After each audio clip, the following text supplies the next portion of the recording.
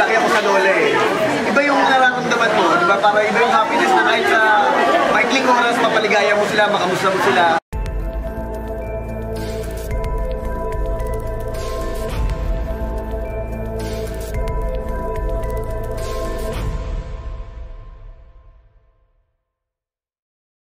Good morning po sa ating lahat.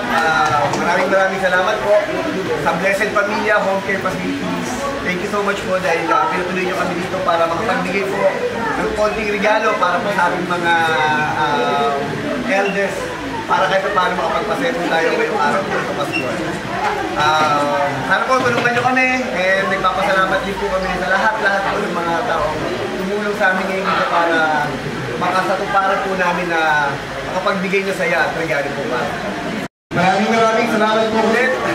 Thank you so much dahil po sa inyo ngayong Kapaskuhan ay makapagpaligaya tayo. Kahit na simple pa ang maraan makapagbigay ng regalo dahil yung sa karawan ni Mami LQ.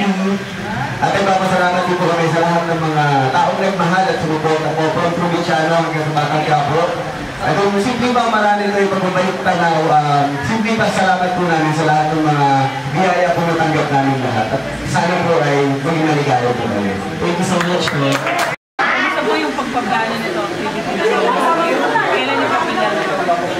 Actually, alam nyo, since ng probinsyano pa lang talaga pag merong every Christmas or may opportunity, kami lang dito sa simpleng pamamaraan na pagpapasalamat, sa pagtanaw, sa pagmamahal sa amin ng mga tao. Nag-anda kami ng ganitong mga activities para makapagbigay ng kaligayahan, simpleng regalo para sa amin. Kaya ngayong break namin, wala kami trabaho at napaka-special na araw para kay Mami LP.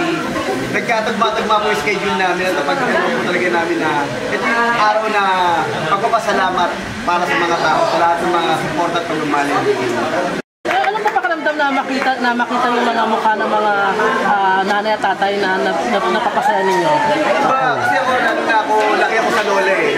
Iba yung nararamdaman mo, di ba? Para iba yung happiness na kahit sa maikling oras, mapaligaya mo sila, makamusta mo sila. Kaya meaningful para sa amin itong ginagawa namin. Kasi malapit ka sa lola mo. Ano yung parang hindi mo manalimitang moment with your lola before?